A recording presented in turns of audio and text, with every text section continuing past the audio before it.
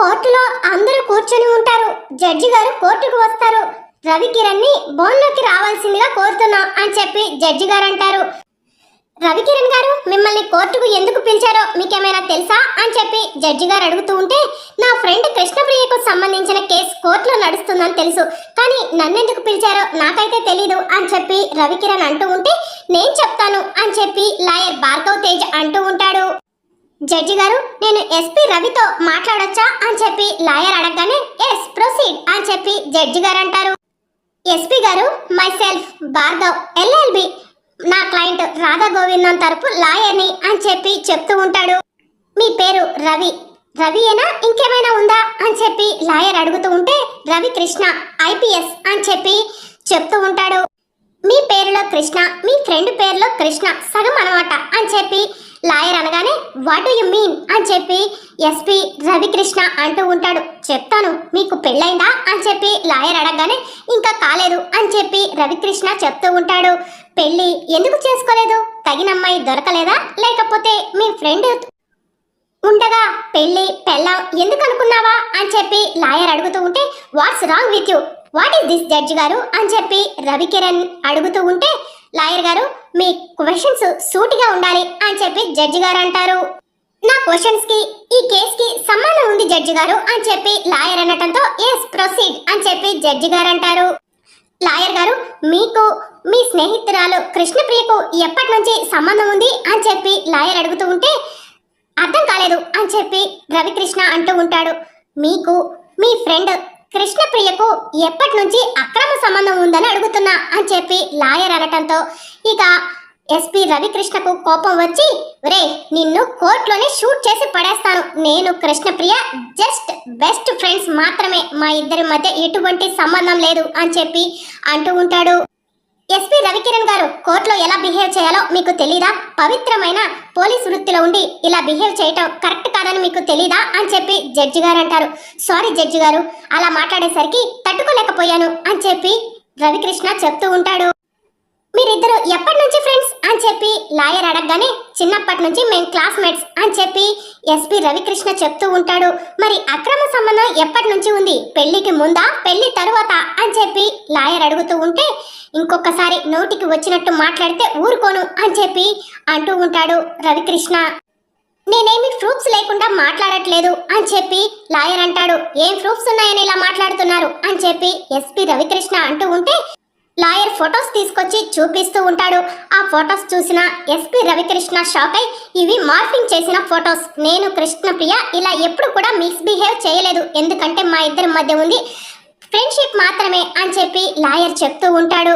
Morphing చేయాల్సిన అవసరం మాకేంటి, మీరిద్దరు క్లోజ్ గా ఉన్నప్పుడు ఎవరో చూసిన వాళ్ళు తీసిన ఫోటో అని చెప్పి లాయర్ చెప్తాడు. ఇలాంటి విషయాలు మాట్లాడుతుంటే నా క్లయింట్ రాధా గోవిందానికి వినటానికి చాలా కష్టంగా ఉంటుంది జడ్జి గారు, కానీ చెప్పక తప్పట్లేదు.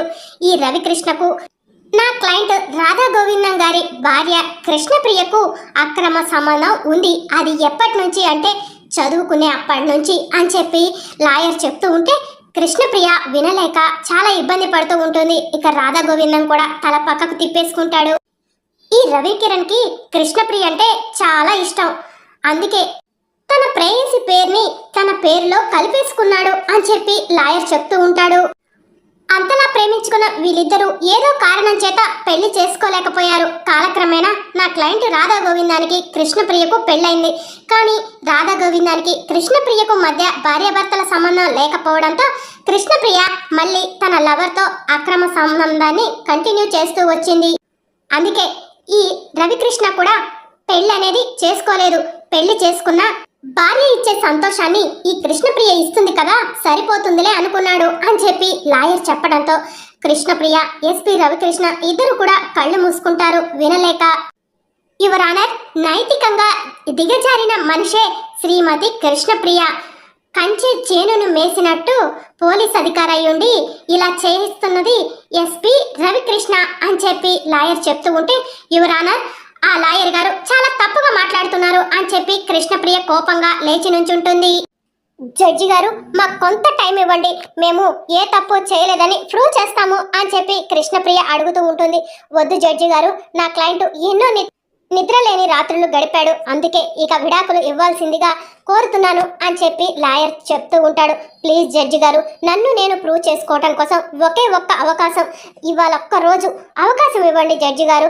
తప్పకుండా నేనేంటో ప్రూవ్ చేసుకుంటాను. ఇలాంటి నిందతో నేను బ్రతకలేవను అని చెప్పి కృష్ణప్రియ చేతులెత్తి నమస్కారం చేసుకుంటూ ఏడుస్తూ ఉంటుంది.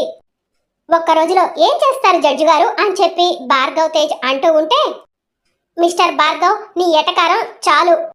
ఆనాటి సీత నుంచి ఈనాటి వరకు తనని తాను ప్రూవ్ చేసుకోవడానికి ఆడవాళ్లకు ఎన్నో హక్కులు ఉన్నాయి అని చెప్పి జడ్జి గారు అంటారు. శ్రీమతి కృష్ణప్రియ కోరినట్టుగా ఈ కేసును రేపటికి వాయిదా వేయటం జరుగుతుంది. రేపే తుది తీర్పు. వాది ప్రతివాది అన్ని కూడా సరైన ఆధారాలతో రేపు కోర్టుకు రండి. రేపే ఫైనల్ హియరింగ్. కోర్టు ఈ రోజు ముగుస్తుంది అని చెప్పి జడ్జి గారు అక్కడి నుంచి వెళ్ళిపోతారు. ఇక రాధా, కృష్ణ ఇంకా రవికిరణ్ ముగ్గురు కూడా ఇంటికి వెళ్తూ ఉంటే ఒకరికి ఒకరు ఎదురు పడతారు. రాధా గోవిందం, రేపే మీకు విడాకులు అని చెప్పి లాయర్ చెప్తూ ఉంటాడు. రేపు నా భర్తను వదులుకోవాలో లేకపోతే మీరు నల్ల కోటును వదులుకుంటారో తెలిసిపోతుంది అని చెప్పి కృష్ణప్రియ అక్కడి నుంచి వెళ్ళిపోతుంది. ఇక కృష్ణప్రియ ఒంటరిగా కూర్చొని ఆలోచిస్తూ ఉంటుంది. లాయర్ భార్గవ్ తేజు రవికృష్ణను అడిగిన క్వశ్చన్స్ గురించి గుర్తు తెచ్చుకొని బాధపడుతూ ఉంటుంది. మీ ఇద్దరి మధ్య ఎన్ని రోజుల నుంచి అక్రమ సంబంధం నడుస్తుంది అన్న మాటను గుర్తు తెచ్చుకొని బాధపడుతూ ఉంటుంది. రేపే తుది తీర్పు. కోర్టులో నా నిర్దోషత్వాన్ని నిరూపించుకోవాలి. నేను ఏ తప్పు చేయలేదని నిరూపించుకోవాలి. లేకపోతే జీవితాంతం చేయని తప్పుకు నింద మోస్తూ బ్రతకాల్సి వస్తుంది. రాధా గారిని దూరం చేసుకోవాల్సి వస్తుంది అని చెప్పి కృష్ణప్రియ మనసులో అనుకుంటూ ఉంటుంది. అసలు ఆ ఫొటోస్ ఎక్కడి నుంచి వచ్చాయి? ఆ లాయరే కావాలని మార్ఫింగ్ చేశాడా లేకపోతే ఆ లాయర్కి ఎవరైనా అందించారా అని చెప్పి కృష్ణప్రియ గుర్తు తెచ్చుకుంటూ ఉంటుంది. ఇక అదే టైంకి కృష్ణప్రియ కోర్టులో చూసినప్పుడు ఫోటో వెనుక ఎస్వి స్టూడియో అని కనిపిస్తూ ఉంటుంది. అది గుర్తు తెచ్చుకొని ఎస్వి స్టూడియో వల్లే ఈ ఫొటోస్ని మార్ఫింగ్ చేశారు, అక్కడికి వెళ్ళి కనుక్కుంటే ఏదైనా ఆధారం దొరకొచ్చు అని చెప్పి కృష్ణప్రియ మనసులో అనుకుంటుంది. మరోవైపు రాణెమ్మ తులసి కోటకు పూజ చేస్తూ ఉంటుంది. అప్పుడే విక్రమ్ రాణెమ్మ ఎదురుగా వెళ్ళి నుంచుంటాడు. రాణెమ్మ కళ్ళు తెరిచి చూసేసరికి విక్రమ్ ఎదురుగా ఉంటాడు. ఇక రాణెమ్మ షాక్ అవుతుంది. ఏంటి అత్తగారు, ఏదో దెయ్యాన్నో భూతాన్నో చూసినట్టు అలా ఫీల్ అవుతున్నారు అని చెప్పి విక్రమ్ అంటాడు. ఎందుకు వచ్చావు పొద్దునే? డబ్బుల కోసమా అని చెప్పి రాణెమ్మ అంటే, డబ్బుల కోసం కాదు అత్తగారు, ఏ కుక్కను కొట్టినా కూడా డబ్బులు వస్తాయి. మీది సాంప్రదాయ కుటుంబం అంటారు, అసలుకే ఏ మచ్చ లేని కుటుంబం అంటారు. అలాంటిది మీ పెంపకంలో ఏదో లోపం ఉందత్తా అని చెప్పి విక్రమ్ అంటూ ఉంటాడు.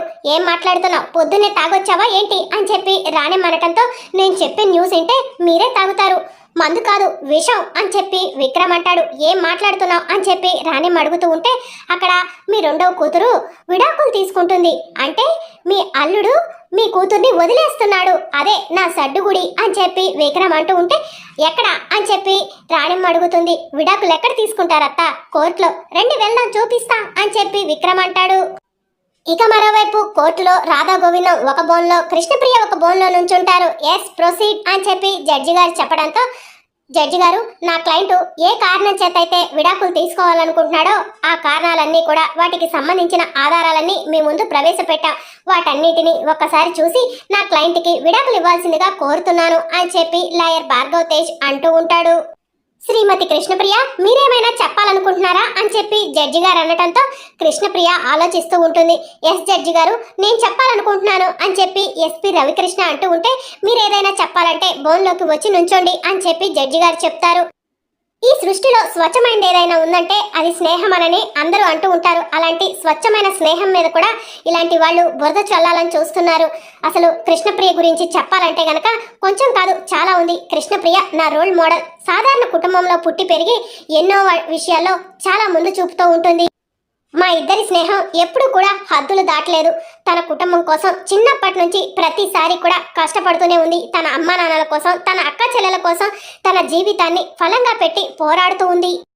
తన జీవితంలో ఒకే ఒక్క తప్పు చేసింది, తన కుటుంబాన్ని ప్రాణంగా ప్రేమించడం. తన కుటుంబం కోసం తన జీవితాన్ని లెక్క చేయకపోవడం, తన గురించి తాను ఎప్పుడు కూడా ఆలోచించుకోలేదు. ఎవరైనా తన అక్క జీవితం కోసం అగ్రిమెంట్ పెళ్లి చేసుకొని ఎన్నో మానసిక ఇబ్బందులు పెడుతున్నా కూడా ఈ దుర్మార్గుణ్ణి భరిస్తూ వచ్చింది. తను చేసిన తప్పు అదే అని చెప్పి రవికృష్ణ అంటూ ఉంటే, ఎక్స్క్యూజ్ మీ యువర్ ఆనర్, నా క్లయింట్ని దుర్మార్గుడు అంటాం కరెక్ట్ కాదు అని చెప్పి లాయర్ అంటాడు.